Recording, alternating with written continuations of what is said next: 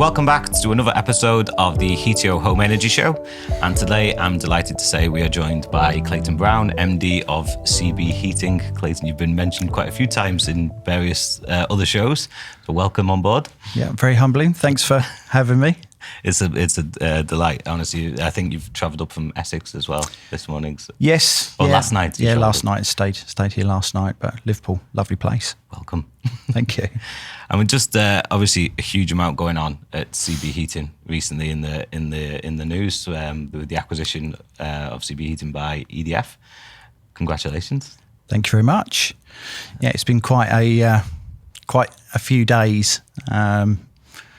Emotional moments for me and my team, really, because 23 years ago we started this business. So 23 years ago. Wow. So to get to that point of, being supported by a national, multinational energy company as large as EDF was really quite something. So we're all super proud, really, and we're still buzzing. Testament, your name has been banded around in this industry as one of the leaders from a not just from an installation perspective, but from an ethical perspective. The way you go about things, which has come from you, and you and your team have built this up. But what you 23 years to get to this point now. What is that journey? I mean, with that first heat pump, were you a heating engineer by trade and then got into it? What was your journey into this space? Yes, I was. I was lucky enough to have one of the real old-fashioned apprenticeships, surrounded by a lot of highly skilled guys and lots of different environments. So I was very lucky in how I learned and where I learned.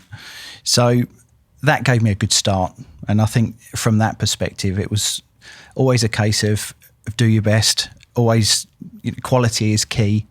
And it gave me a real focus in what I wanted to achieve later on. But I really did have a taste for renewables. I always knew that was really what I wanted to do. I wanted to make ourselves different to any other heating company out there that was just fitting back boilers, and because that's how old I am. So, back boilers and combis, it was really that kind of time where all of that was happening, and it's like, no, I don't want to be fitting boilers. I want to be, fitting solar panels, solar hot water systems, heat pumps, things like that. So I really carved a niche for myself at that point, but the volumes were a lot lower. But what drives that in you? If you're obviously out there and you're busy and you're doing your installation work, and then there's this, because there must be hundreds of thousands of installers out there at the moment now that are busy doing fossil fuel installations. So what was it that drove you to go, I'm going to go and learn a new skill, or certainly expand on your existing skill base. I'm going to venture into new technology, uncharted territories. What was the point where you went, this is a good idea? I think I always had drive and determination, and I think what that was I wanted to do something different. And renewables gave that opportunity to be able to step into a space so that I could potentially charge more money for my services and keep myself busy, because at that stage I was on my own. Okay. I was literally an installer on my own van, my own tools. It was literally just on my own. So this was 2000, 2001. So we've kind of grown from that place. But the real core of CB Heating was me as an installer. So that I would probably say that's what makes us different, is we see it from the installer perspective. Mm-hmm. So we try and make sure that we respect installers just as much as we do our customers. So that's really what makes us different. And so if you were 2001, did you say? Yeah, it was, again, a long time ago now. But yeah, 2001, 2002, I believe, our first heat pump that we fitted. So yeah, it was a bit of a challenge. We didn't really have much support. Nobody really knew what they were, what they did. But it's still working now. Yeah. So you've gone through. So would that have been, in terms of kind of grant programs around that time, would it have been Clear Skies back then before RHI? There was no grant for that particular job at that place in time, but it was it was an off-grid property. So what are the solutions? The customer didn't want oil. So that's when I said, well, look, we've got this opportunity, we've got this option. And thankfully they were, super keen to try it as well. That's what you need, which is isn't great. it? You know, you do need those early adopters, don't you? Yeah. You know, to grab hold of these new changes and give it run a with chance. and give it a go. Yeah. And on both sides as well, you get to cut your teeth and learn on these first ones coming through. But that to go from that first one, which probably a lot of learning on the job as well, I imagine, because I can't imagine there was a huge amount of support out there or anything. Yeah, there was no technical phone lines or anything like that to be able to call up for support. So, what we've created is to make sure that any installer that wants to get into heat pumps has a different journey. Mm-hmm. So they have a much more supported structure. Well, you look at that now. You look at we had Chris Higgs on the show from Freedom not so long ago. Obviously, Graham Hendry. You look at the guys from AES. There's a lot of people that have put a lot of groundwork into the renewable industry, so that now when you come in, as you say, there's infrastructure there to support. But I think there's the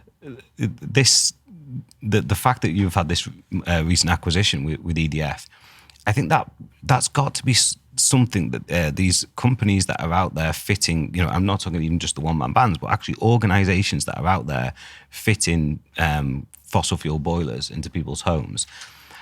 And then you look at something like this where, we're talking big organizations coming and doing this acquisition. And there was another one, SMS, the smart meter asset owner. They recently acquired Evergreen Energy out of Manchester.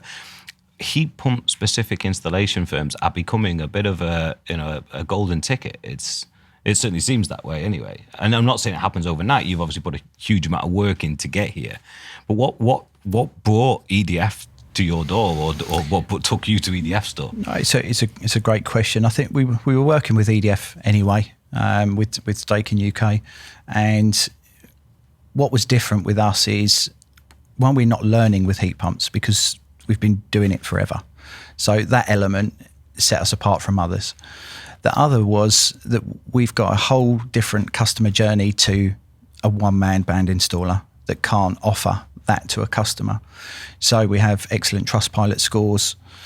We have, we want to get the time frame shorter, but the customers, we do a good job of looking after our customers.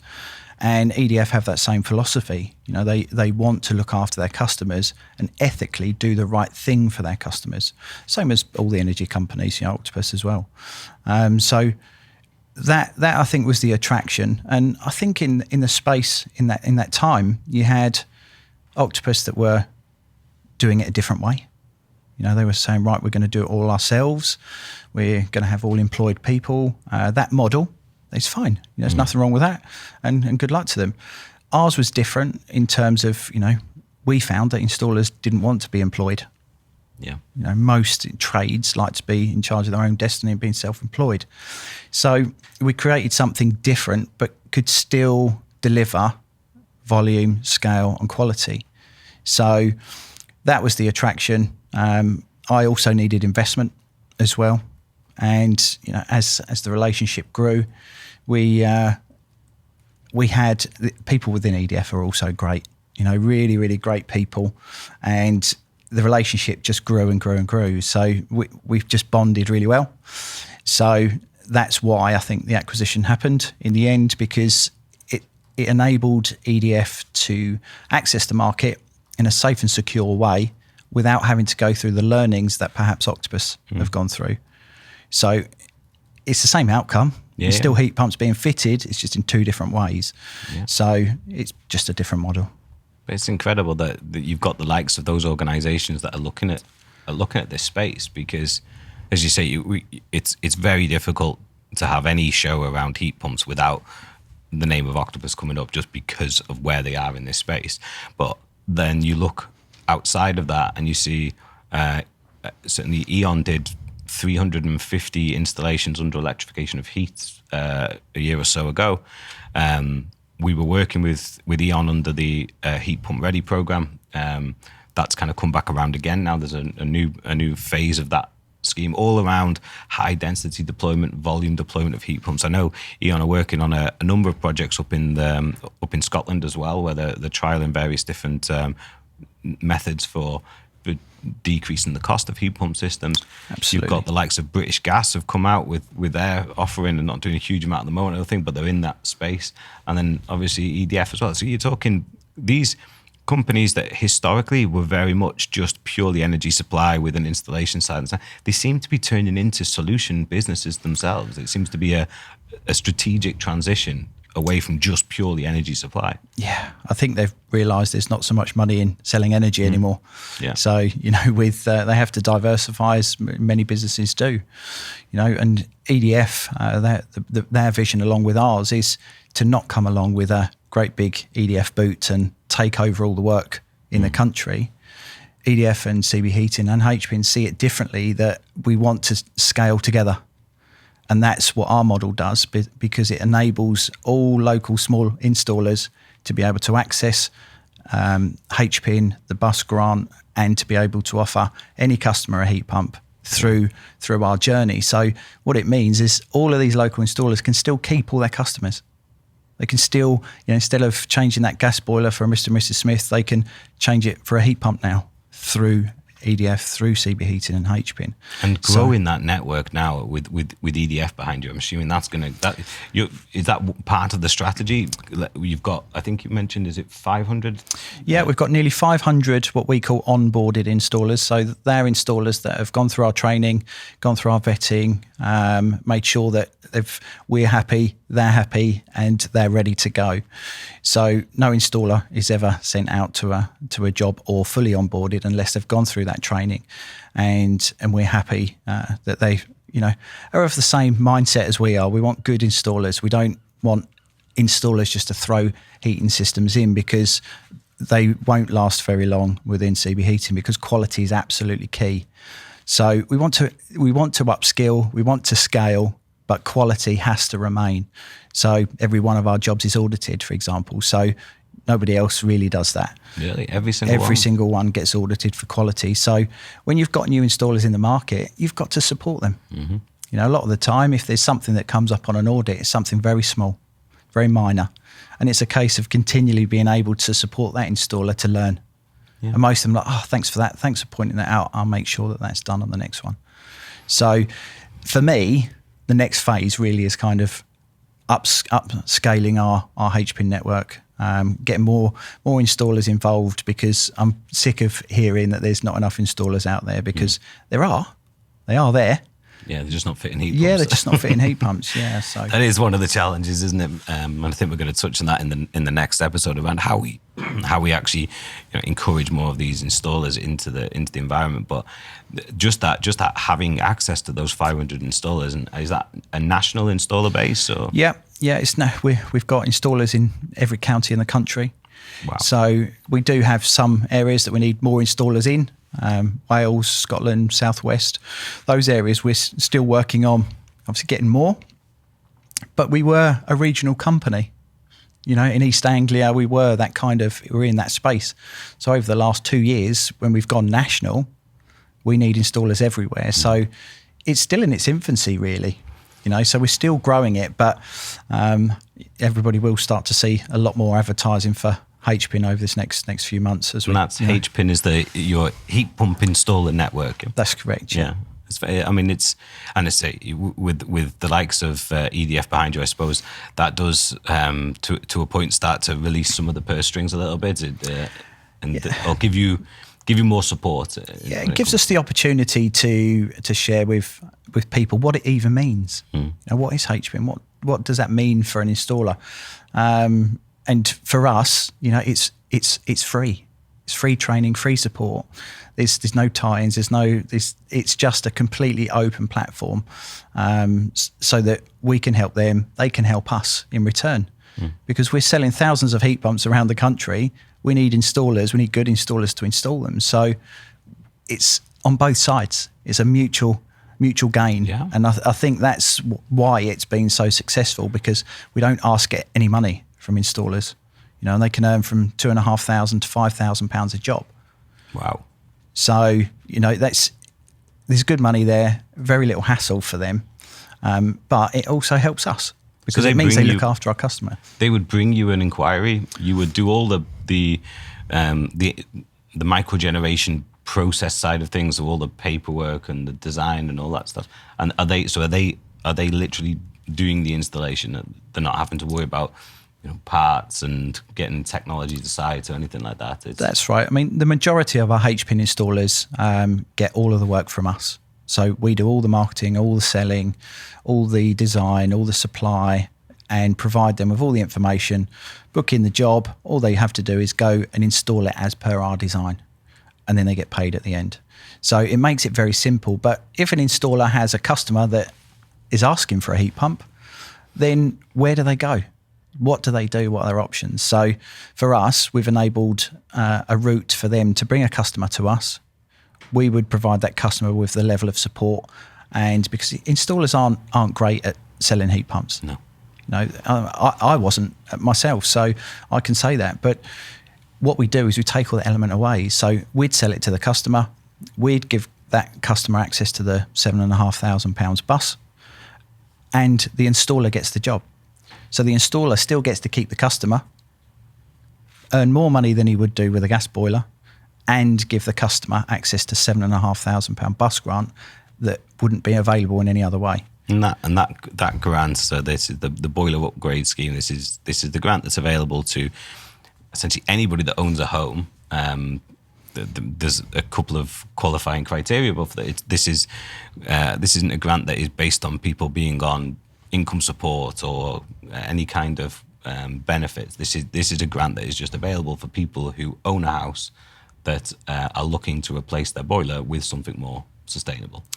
Yeah, and we've seen very few people not being eligible for it.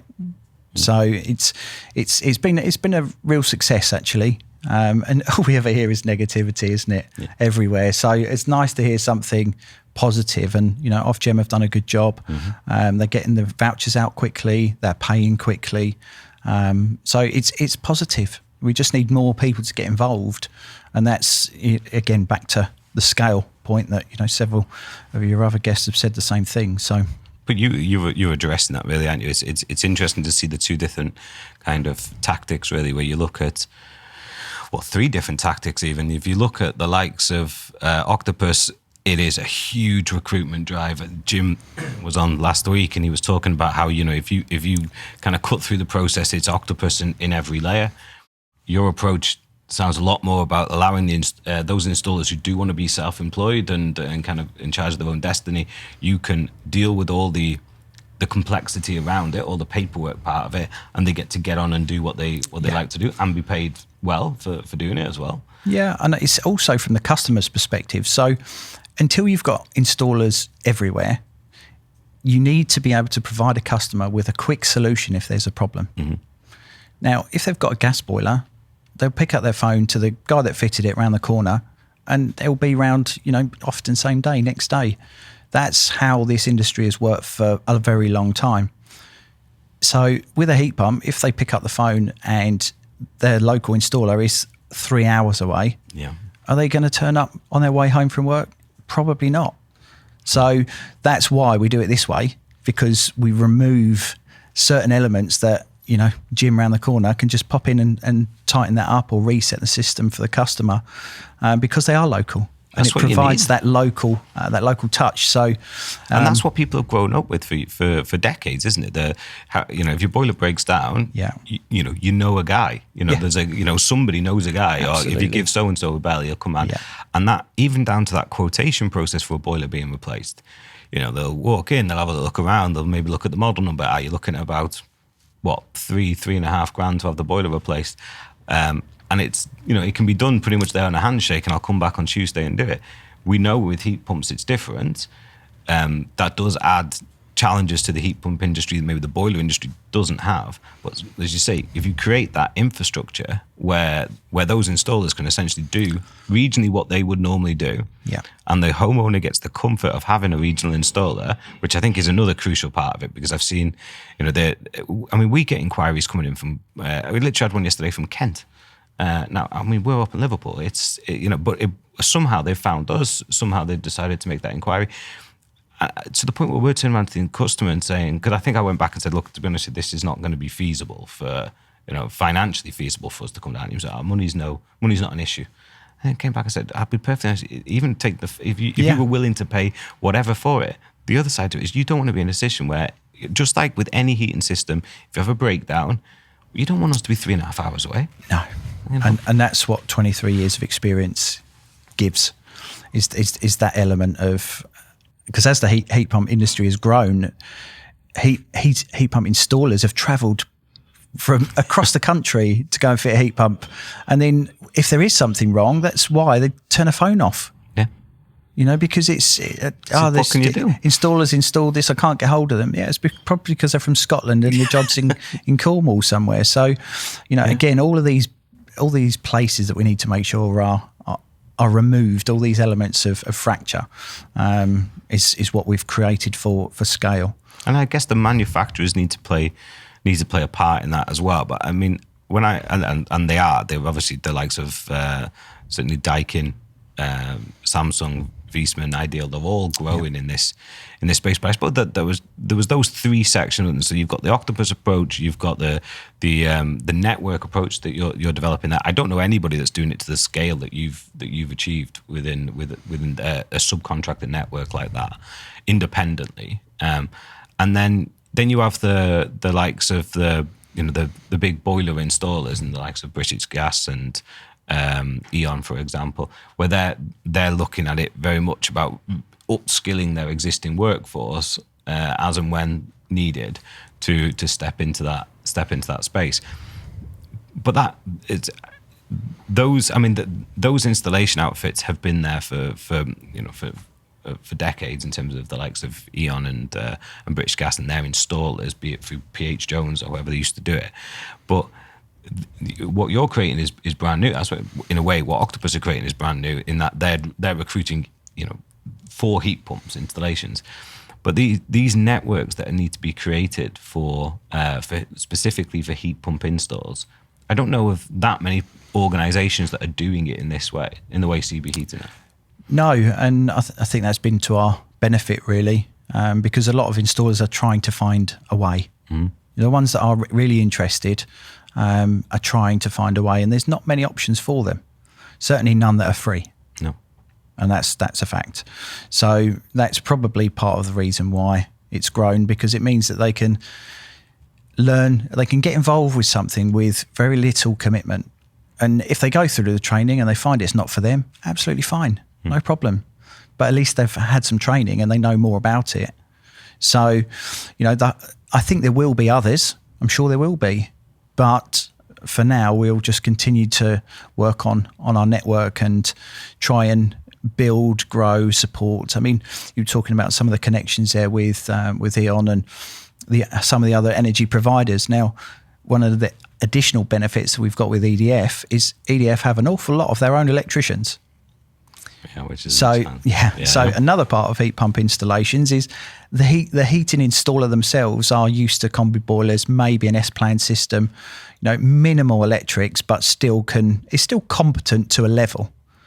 Heat pumps are a next level because you've got a new consumer unit or additional consumer unit. You've got armoured cables, high tough cables, outside isolators. You've got elements there that a heating installer would never have normally gone near, or are not competent to do so. So they have to rely on an electrician to help them with the installation. So that's been a hurdle as well.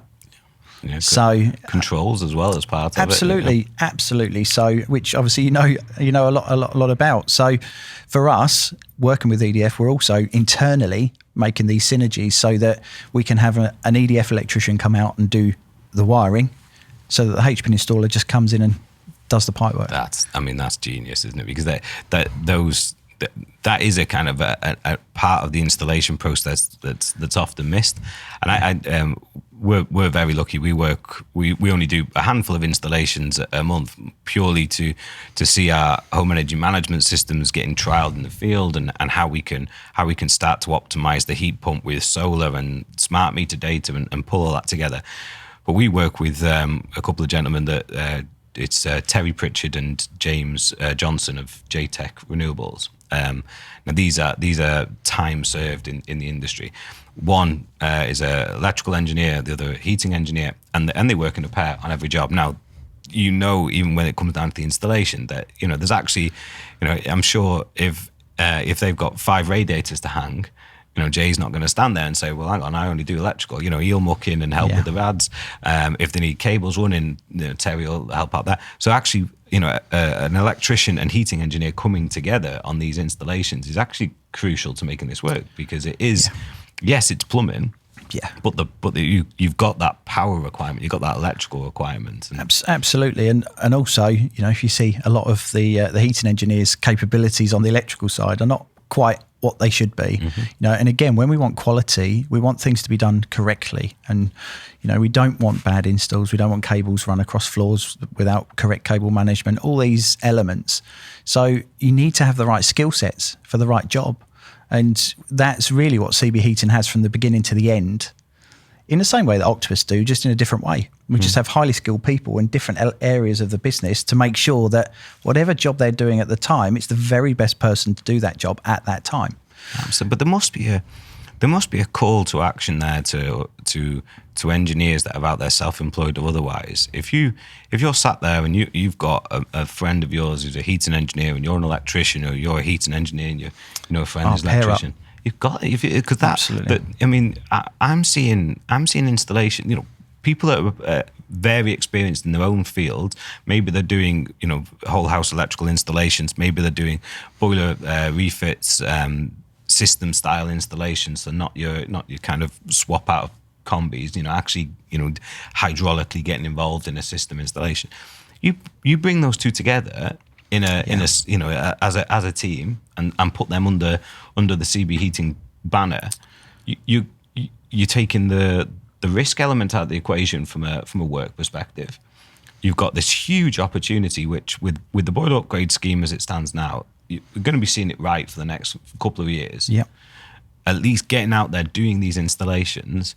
And it's not about, well, if you're an electrician, you have to do solar. You can go out there and just do heat pump installations, and there's plenty enough work in a heat pump installation for an electrical contractor to earn their element of the job. And there's the money out there to do it. You said anywhere between £2,500–5,000 for an install. Yeah. And what would we be talking typically for? What would that entail from a labour perspective? So what that would entail, now generally we were selling heat pump and cylinder systems. We weren't selling radiators at that point because the HPN installers could do that themselves. We would tell them the sizes, and it would enable that installer to do a little bit of upselling to the customer themselves. But thanks to, again, our friends at Octopus, after they started selling rads with every system, we had to also evolve into that as well. Mm-hmm. So we are now doing that. So on a low temp systems, most of the systems have rads. So it's rad upgrades, a hot water cylinder swap, and a heat pump externally as well. So it's not full heating systems really. Most of ours is retrofit. So it's removing a boiler to an existing carcass, upsizing some of the rads that need it in whatever particular rooms that it needs it. But that's why there's a variance in the price, because sometimes it's very simple. They can do it within a few days, sometimes even sooner, depending on the situation and the installer.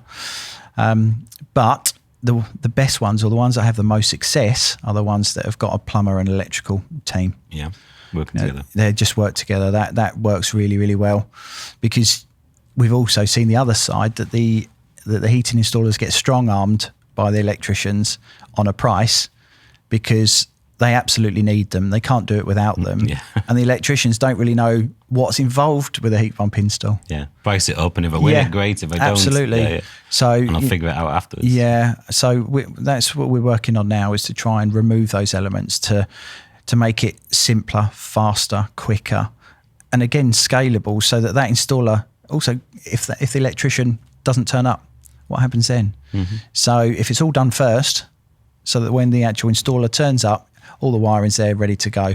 Yeah, that's it. That's a much better model. So that's what we're working on. Obviously now we're part of EDF, and we're all working together because they're also doing EVs, and also it's pretty similar install really. And solar as well, maybe. Solar's coming. There's so many things going on.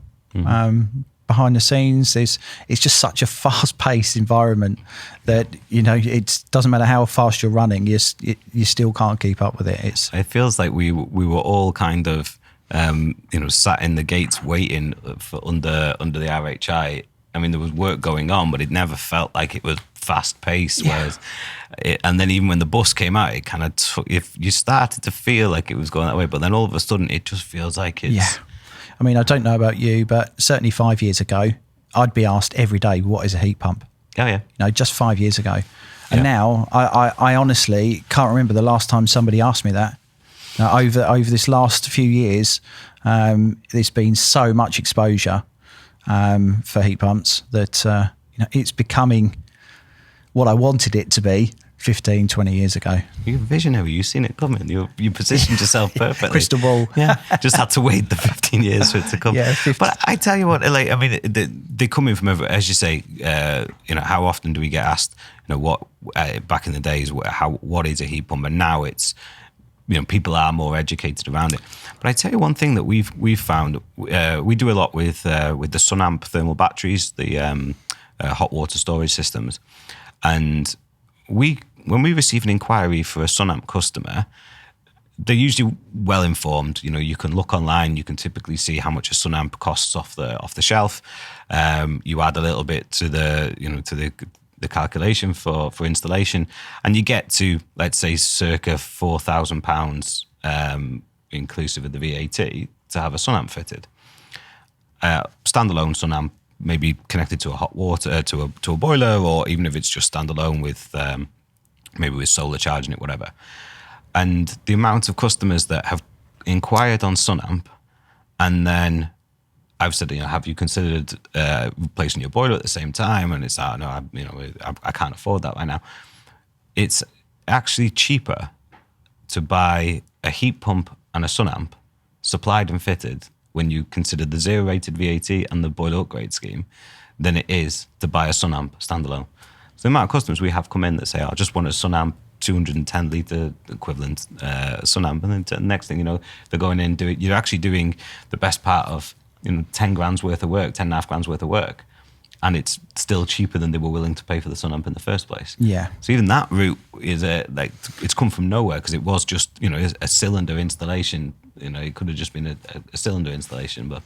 Yeah, and it's how we message that to consumers as well. This it's very generous. The bus scheme is working well. It's certainly increased volume as well across the board. So it's only a positive thing. Absolutely. Well, you touched on something I think was absolutely crucial when I remember that when the bus was kind of going through consultation, and there was an online forum where installers could kind of ask questions of Ofgem and how certain things were going to be administered. But one of the biggest things that stood out was this, or one of the biggest concerns people had was cash flow. Yeah. Because that didn't seem to just be around money. When am I going to get my money? The reality is that installers have a credit account with a merchant of some kind. And, if you've had a 20 grand limit or a 30 grand limit and you're fitting boilers, that's quite a few boilers you're going to install. But I mean, we raised an order for an installation for next week, and the materials alone, maybe 7,500, 8,000. Absolutely right. And then and if you then, everyone's concerned when bus first came about, and I think it was like this in the early days, was that you might be waiting a few months post commissioning to actually get it. Yeah. Whereas now, we finished an installation day before yesterday. We submitted the redemption for the bus voucher yesterday after doing the MCS notifications and everything, and within 5 days that'll be in the bank account. Well within your credit terms with your supplier, and you can obviously clear that down and go again. And that for an installer who, if they're looking at, okay, this is all well and good, but how many installations can I really do with my credit limit? If you're getting paid £7,500 into your bank account from the government, that's within 5 days of the install. That's not a bad place to be. No, and let's hope that encourages. That's why I wanted to add the positive message. Really, was because anything that's stopping them getting involved, like cash flow, which is a big one. It's a valid question, certainly from previous experience with government schemes that haven't particularly gone very well. And I had a lot more hair before these government schemes.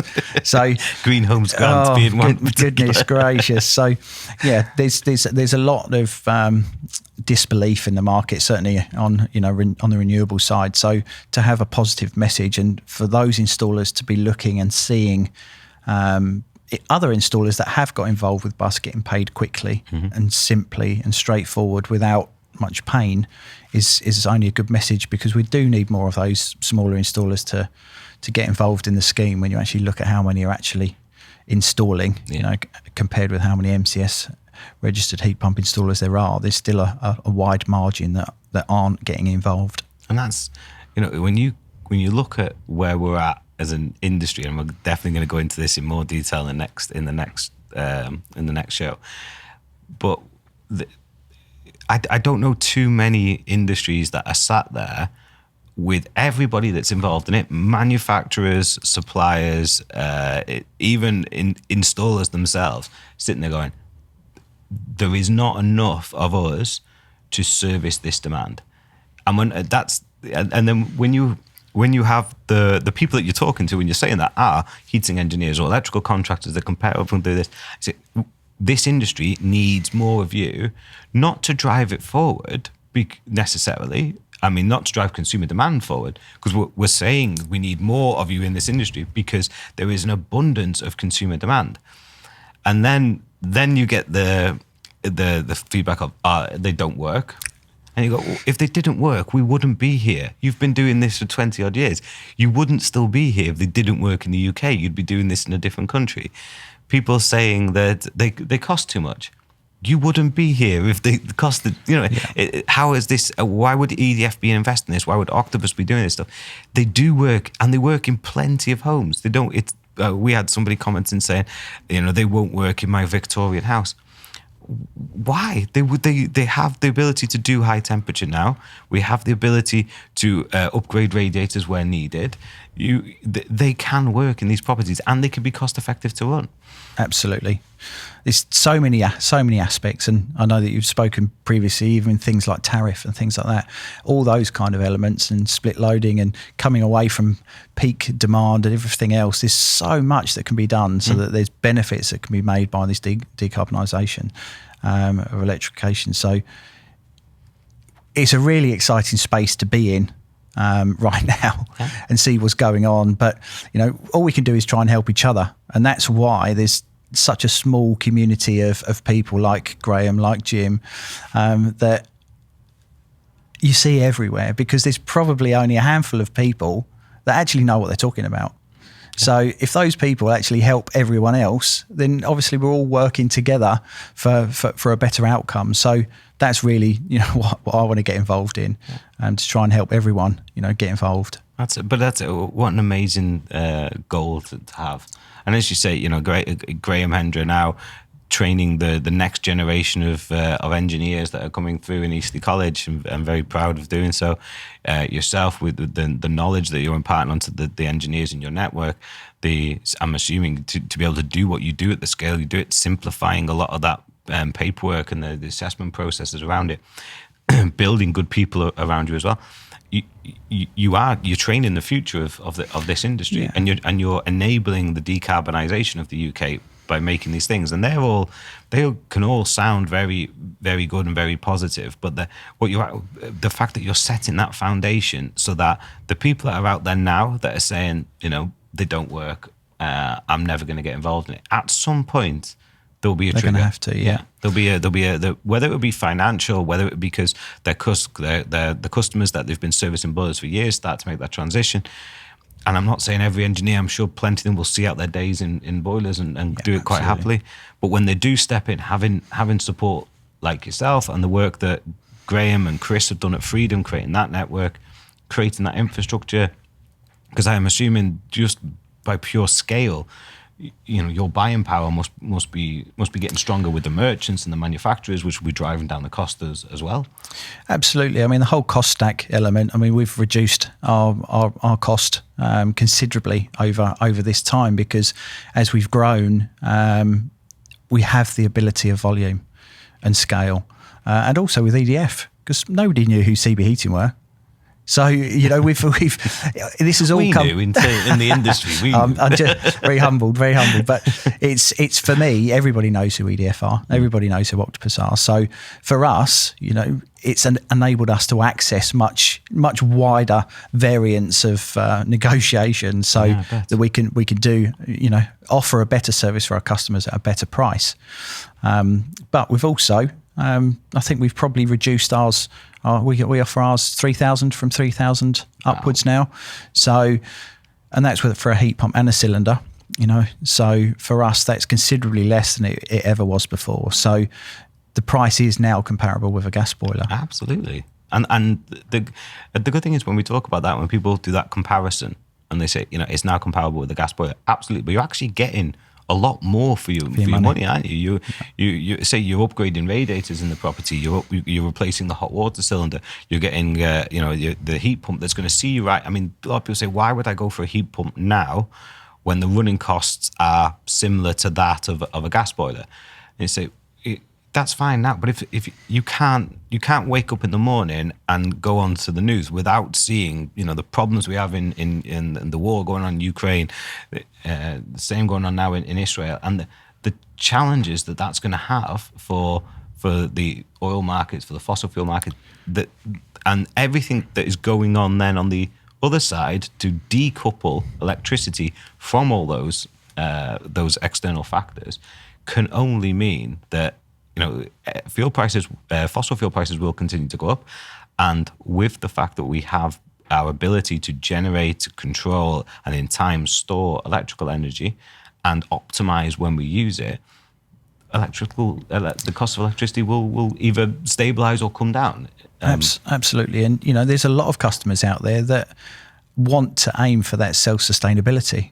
You know, that PV, battery, heat pumps, EVs, they want to be able to draw very little from the grid, and if they do draw something from the grid, they have the opportunity to draw it at the best possible price. Yeah. So the more people that get involved in that, the better everybody becomes. Yeah. It's I've heard a term now that's being used regularly within when we receive inquiries from consumers, and it's this term of energy security.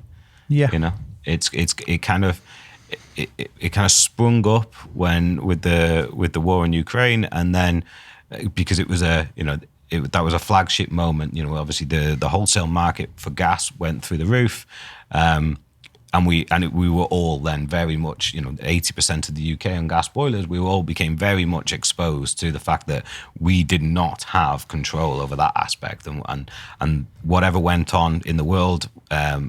The impact that could have directly on here. It's a volatile market, isn't it? It's so the more control that we have, but I think everybody's learnt that, because there seems to be a real shift now towards, you know, that decarbonisation and being in control of our own energy systems and coming away from those fossil fuels. So it's, again, I just wish that it was 15 years ago.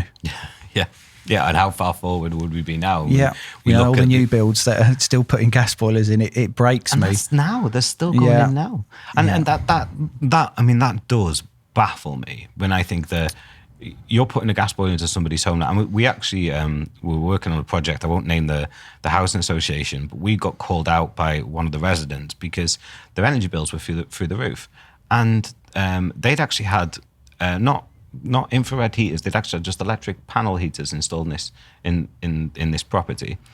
And I'm all up for, you know, electrification and moving people towards that. But these people were paying through the roof for this. And I see a similar problem coming down the line with gas boilers going into homes people are buying now, that how long before they need to be starting to get ripped out, because the affordability of gas is just not going to be there. Scary thought, really, isn't it? And they're going up now. They're going up, you know, in the tens of thousands, if not hundreds of thousands across the UK. But I think if we can start to dispel some of those myths and start getting people to understand that actually heat pumps can heat people's homes. They don't cost anywhere near what people are saying they do. They do work. They do work. there's installers out there that are willing and competent and capable of doing so. And I think, if some of this negativity starts to disappear, and actually, we start to convey those positive stories when these installations go in, essentially proving the naysayers wrong, saying, this is an old house that was told they could not heat it from a heat pump. And we don't like change here in the UK, do we? We're resistors. Electric cars were not going to be a thing, and now look, most of us are driving one. So, it's it will come. It's just we have to get through this resistance and educate installers and consumers for all these good messages. And the energy companies getting involved, like Octopus and EDF, only installs more confidence. Absolutely. Because why would they get involved otherwise? Yeah. And they're not going anywhere. They're not going anywhere. No, not going anywhere. Well, Clayton, that's about all we have time for this episode. We are going to be catching back up again shortly on the ways in which more installers can get involved. I'd be interested to get your views on where the technology is going as well, and what we can do to really start to see this deployed en masse, and getting into the boiler replacement markets and things like that. So we'll be joining you again very shortly. Super. Thanks for having me. Cheers, Clayton.